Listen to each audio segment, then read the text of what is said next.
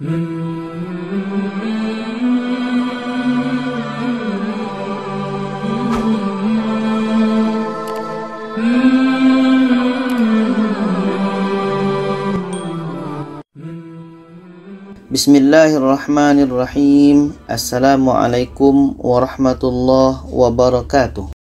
Alhamdulillah, kita bertemu lagi di channel Kelas Mengaji.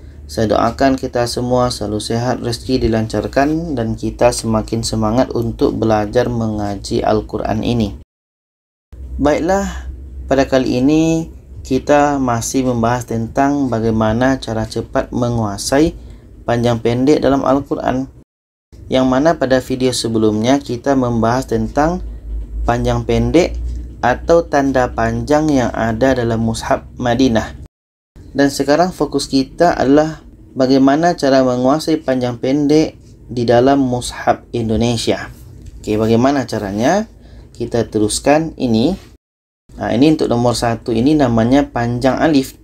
Ada alif sebelumnya baris di atas. Oke, kita pastikan alif itu sebelumnya baris di atas. Contohnya ini dalam surah An-Nisa ayat 7 ini. Jadi ja ini panjang. Kenapa?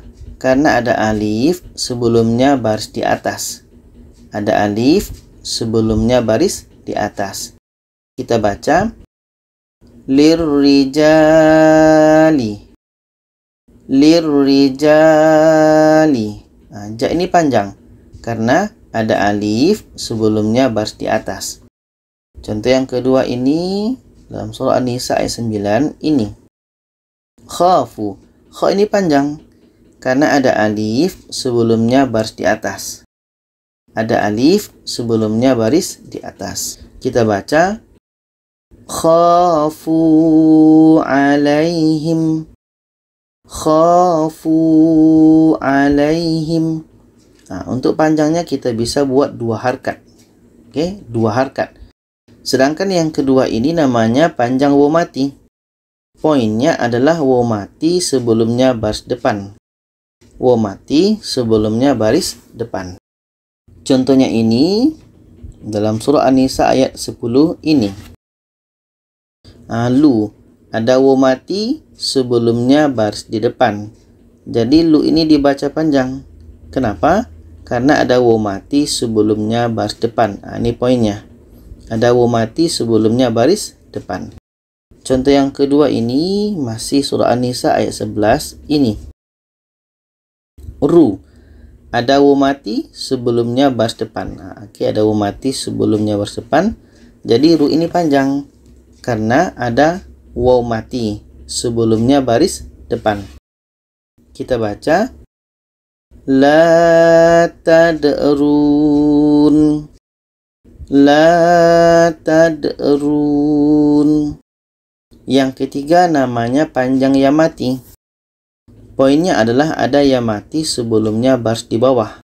Oke, kita pastikan sebelum ya itu barisnya di bawah.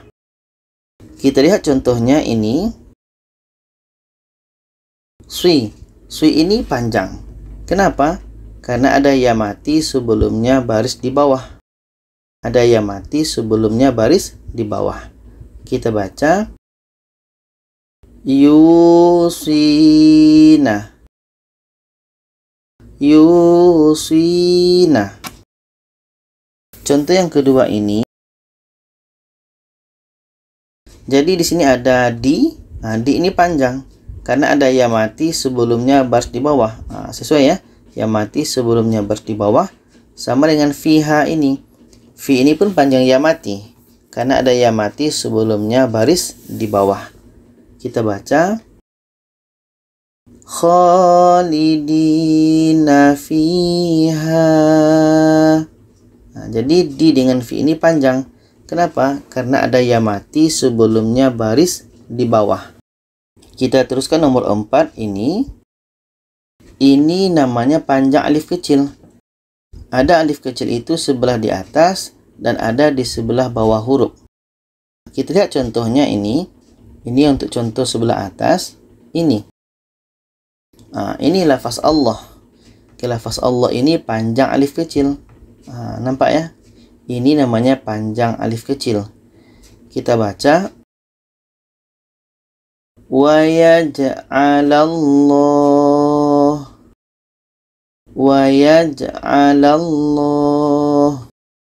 Contoh yang kedua ini.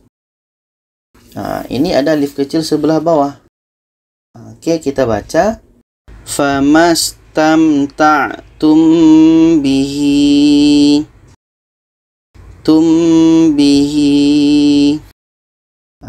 ini namanya alif kecil.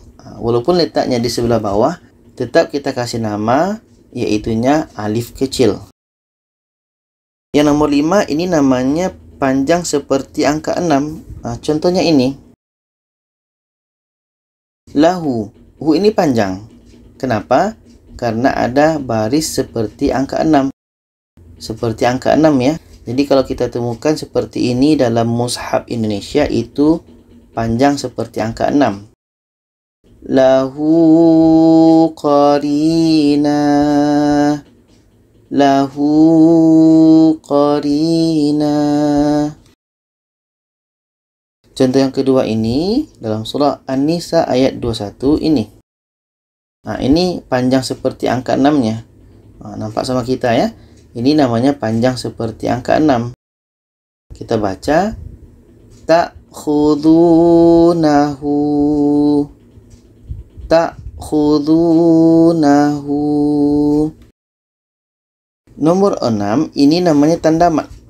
Macam bendera juga ya, macam bendera. Ada yang bilang pakcik misai, ada yang bilang kumis dan lain-lain, masih banyak lagi. Jadi untuk tanda mat ini kita lihat contohnya ini. Jadi ba ini panjang sebab tanda mat. Ini tanda matnya dan juga alif. Jadi ba ini panjang sebab dua ya. Yang pertama tanda mat, ini tanda mat. Yang kedua alif. Panjangnya 4 sehingga 6 harakat. Kita baca abaukum. Abaukum. Contoh yang kedua ini. Ini tanda matnya. Jadi hu ini panjang sebab tanda mat dan panjang seperti angka 6. Jadi nomor 4 ini namanya panjang alif kecil. Yang kelima panjang seperti angka 6. Yang keenam tanda mat. Jadi sebagai kesimpulannya, untuk mushaf Indonesia ini ada 6 ya. Yang pertama tadi ada alif sebelumnya baris di atas. Ini formulanya. Ada ya mati sebelumnya baris di bawah. Yang ketiga waw mati sebelumnya baris depan. Dan yang nomor 4 itu ada alif kecil sebelah atas, ada alif kecil sebelah bawah. Jadi kita satukan saja. Nomor 4 itu panjang alif kecil. Nomor 5 baru panjang seperti angka 6 ini. Dan yang ke-6 itu tanda mat. Ini. Jadi itu saja, semoga bisa dipahami. Kalau ada saran, pertanyaan boleh komen di bawah. Silakan share kepada lainnya. Terima kasih. Wassalamualaikum warahmatullahi wabarakatuh.